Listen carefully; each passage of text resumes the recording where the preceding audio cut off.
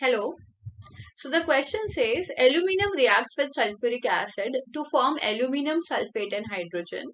What is the volume of hydrogen gas in liters produced at 300 Kelvin and 1 atmospheric pressure when 5.4 gram of aluminum and 50 ml of 5 molar sulfuric acid are combined for the reaction?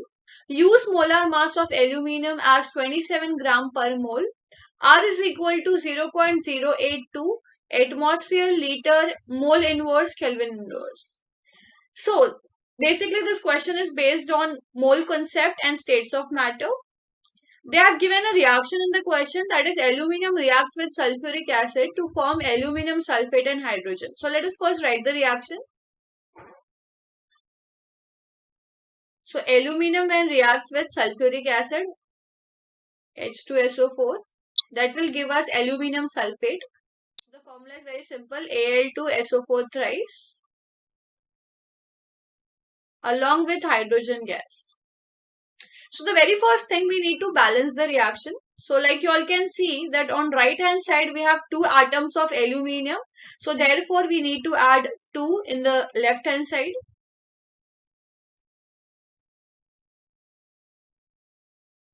Now we all can see that oxygen is 12 number of times. So therefore in the left hand side we need to add 3.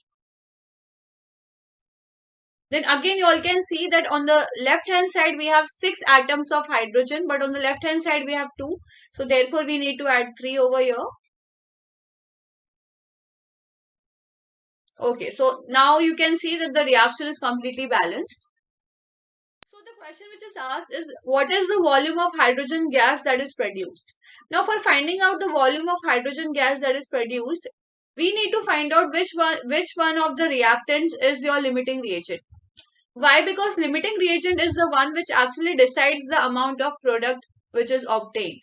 So therefore, we need to find out that out of aluminum and H2SO4, which one of them is going to act as the limiting reagent.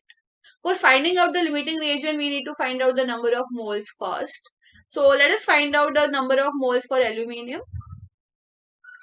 So there is a very simple formula which you might be knowing. Number of moles is equal to given mass divided by molar mass. So I'll just write that formula.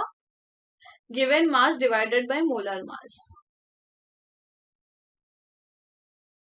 See, molar mass and given mass, that is, they all are given in the question.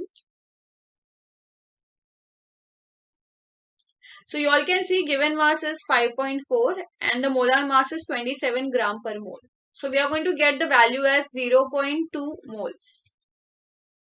So for aluminum, we have got the number of moles, that is 0.2 moles. Now let us see for H2SO4. See, for H2SO4, they have already given molarity as well as volume in the question itself. So there is a formula which relates number of moles, molarity as well as volume. A very simple formula, that is molarity is equal to number of moles of solute divided by volume of solution in liters.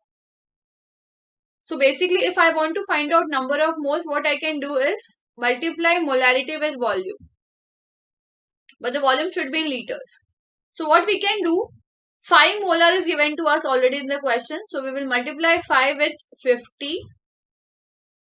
But 50 is in milliliters. We need to convert milliliters into liters. So hence we need to multiply this with 10 raised to minus 3. After multiplying, you will see that you are going to get 0.25 moles. So hence we have found out the number of moles for both aluminum as well as H2SO4. Now how to find out the limiting reagent? There is a very simple trick which we have to follow. For finding out the limiting reagent, we just have to divide the number of moles by the stoichiometric coefficient of that particular reactant. So what we will do for aluminum, what we will do, that the number of moles which we have found out is 0.2, but the stoichiometric coefficient which is given in the reaction is 2. So hence we are going to get 0.1. Same thing we will do for H2SO4.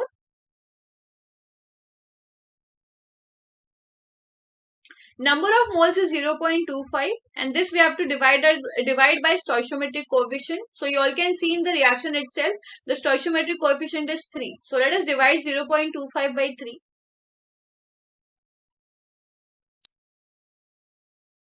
So hence we are going to get the value as 0.08. Now what to do? We have to see that which one of them is lower in value, 0.1 or 0.08. Obviously 0.08 is lower in value. Hence we can conclude that H2SO4 is the limiting reagent and H2SO4 is going to decide the amount of H2 gas which is going to get evolved. So H2SO4 will be your limiting reagent. So I'll just write it over here.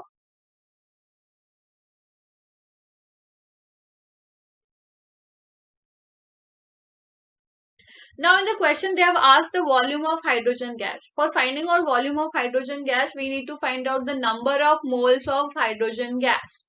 And for finding out number of moles of hydrogen gas, H2SO4 is going to help us. So see, in the question itself, you all can see in the reaction itself that when 3 moles of H2SO4 is consumed, 3 moles of H2 gas is produced. That simply means that when 1 mole of H2SO4 will be consumed, 1 mole of H2 gas will be produced. So if I ask you that according to the question, we have found out that the number of moles of H2SO4 that is participating in the reaction is 0.25.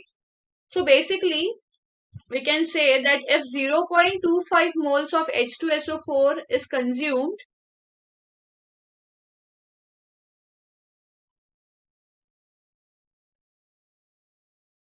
so if 0.25 moles of H2SO4 is consumed, then obviously 0.25 moles of H2 gas will be produced.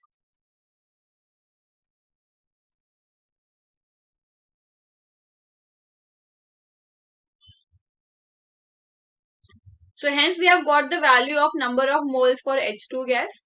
Now there is a very simple formula, that is PV is equal to nRT, which is the ideal gas equation.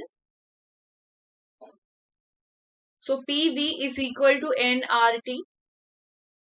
So we need to find out the volume. So very simple, nRT divided by P.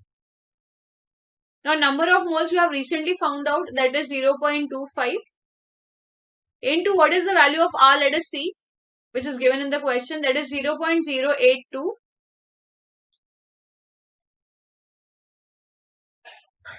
So 0.082 into temperature which is given to us is 300, and this we have to divide by pressure, that is 1 atmospheric pressure.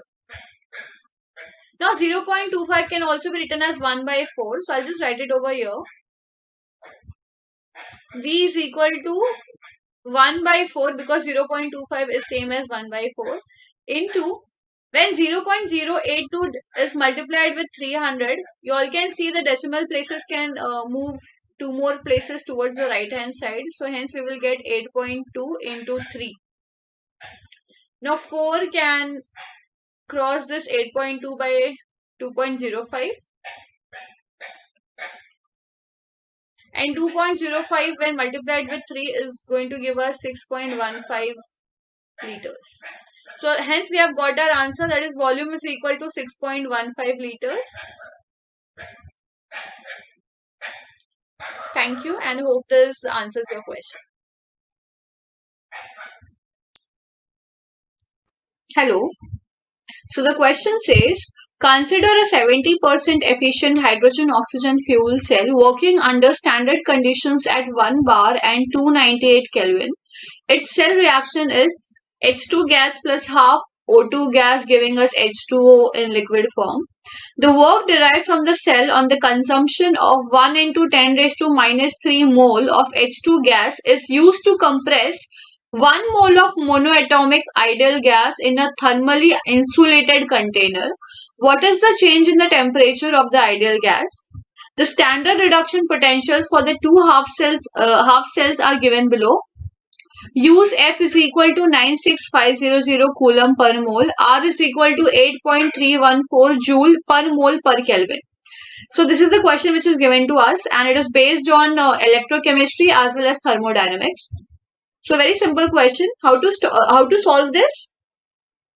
See, now they have given us two half cells reactions. So let us consider them as 1 and 2. So let this reaction be 1. and let this reaction be 2.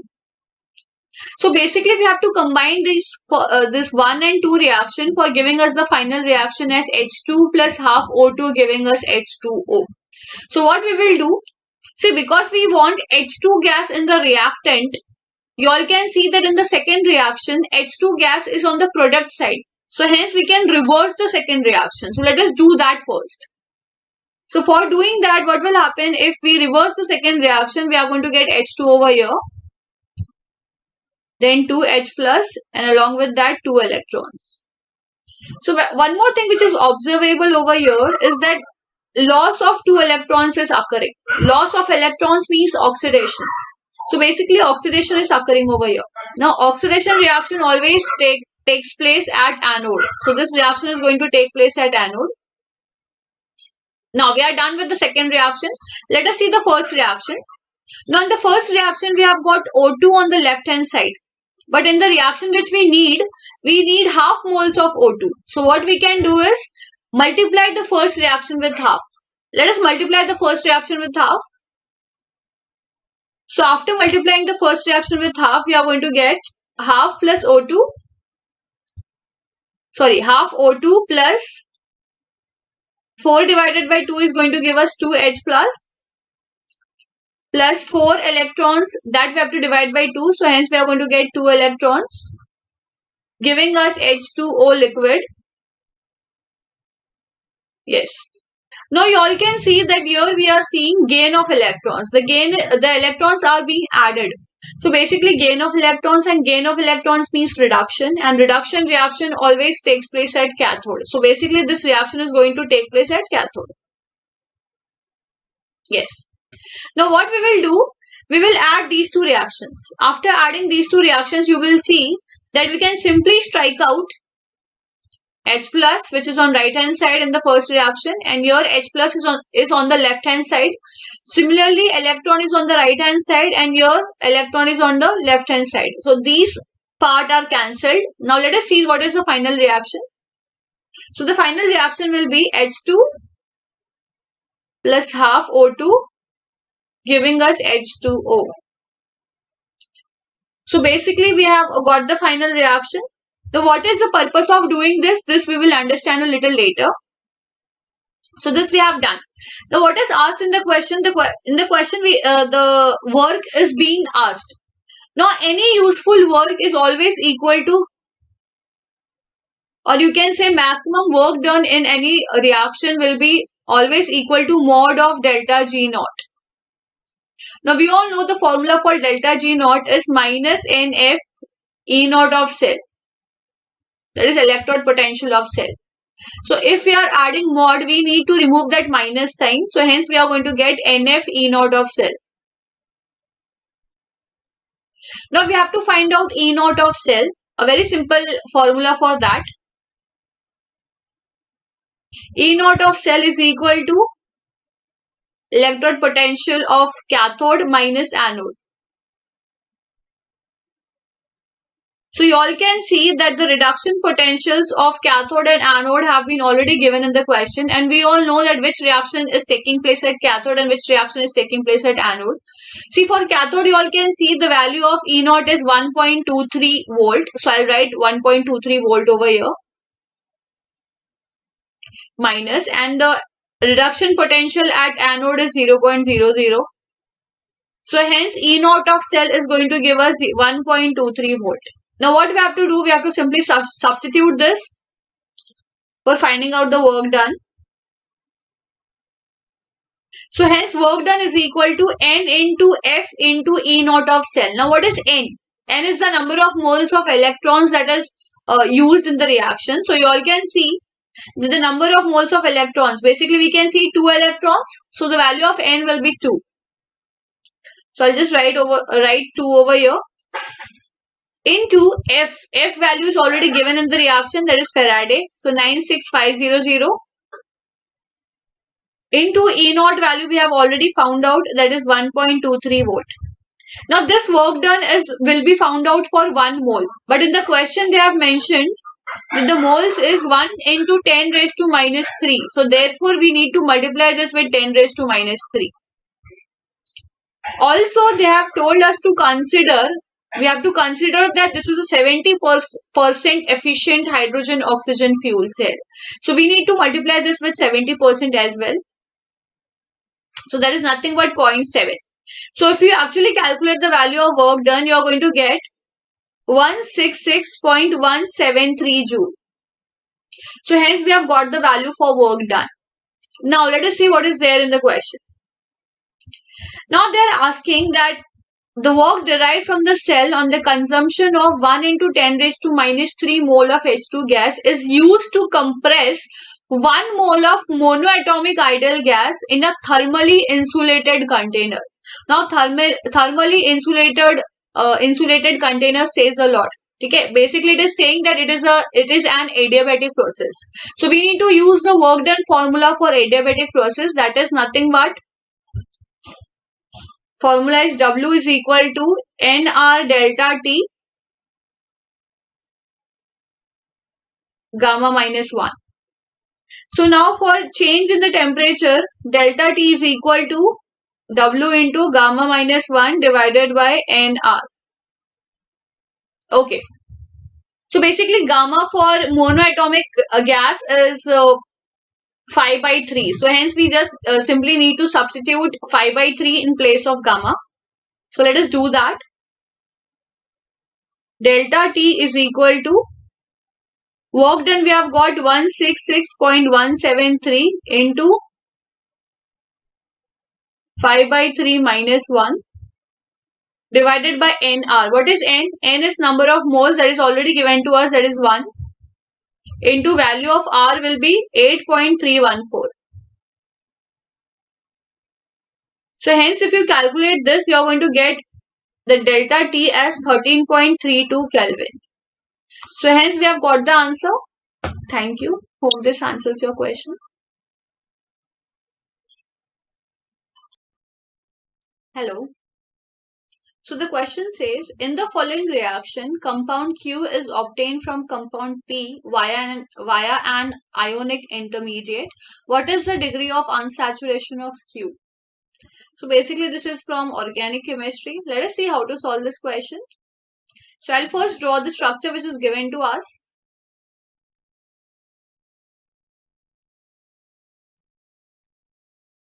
So we have a pH over here. That is nothing but phenyl ring. Again, I am representing C6H5 as pH. And then we have an ester group over here, that is COOCH3. So that can be represented as. So that is C double bond O, OCH3.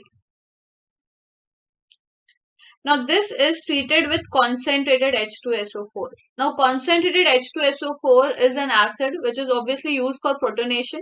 Acid is going to give H plus ions. So I'll just write it over here. Concentrated H2SO4 is used for protonation, basically adding H plus ion. So you all know that this oxygen has two lone pairs. So one of the lone pair can be donated to this H plus ion. So hence what is the product which we are going to get? I'll just draw it over here.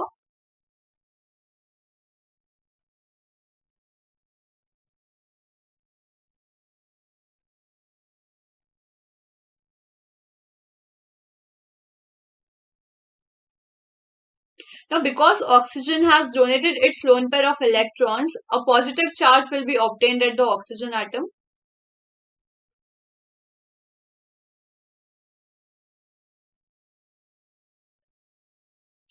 We also have pH rings over here.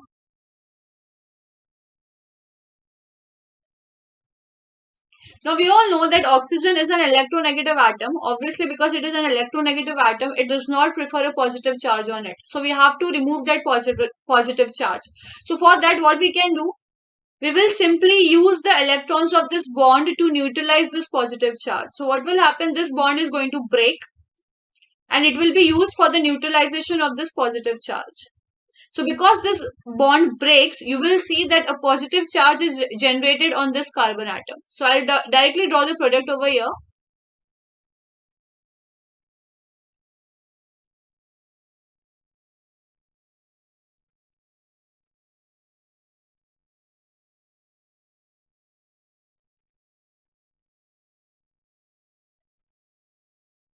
So basically what happens, CH3OH will be removed. So we are going to see the removal of MEOH, that is nothing but CH3OH.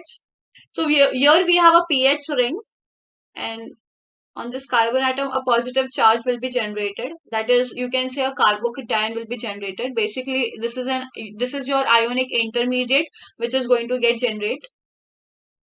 Now here we have a pH ring, so I'll simply draw the ring.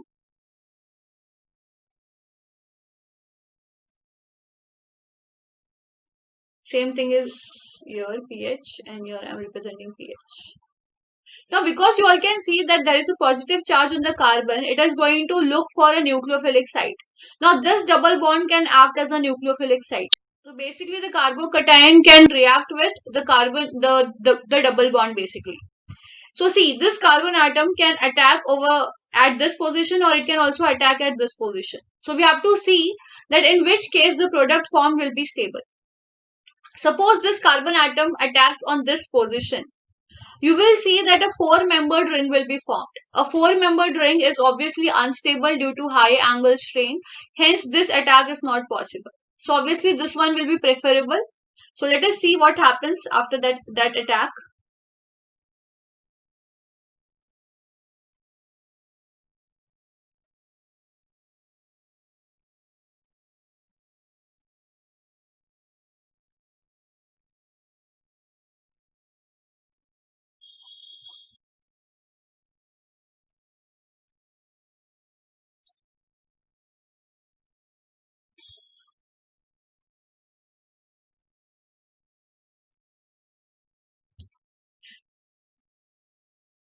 Okay. So now because the bond is formed over here, there is also one hydrogen atom attached over here. And here a positive charge will be generated.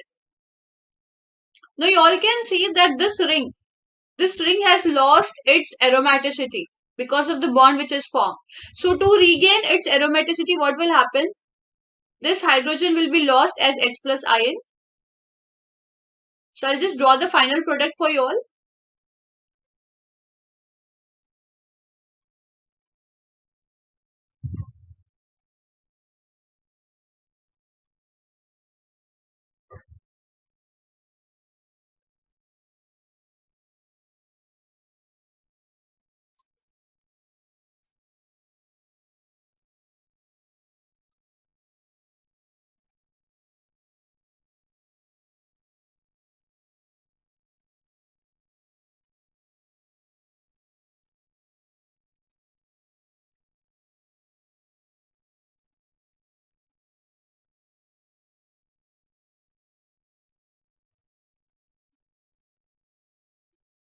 Then we have a ring over here also. And then we also have a ring over here.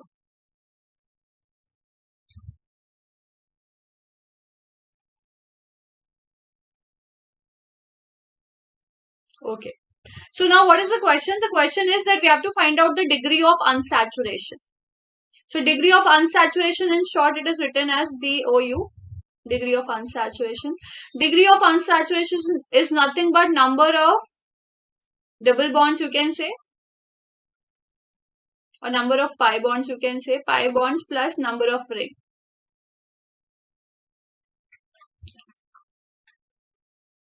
So let us calculate that this is your final structure. Let us calculate in this that how many double bonds are there and how many rings are there.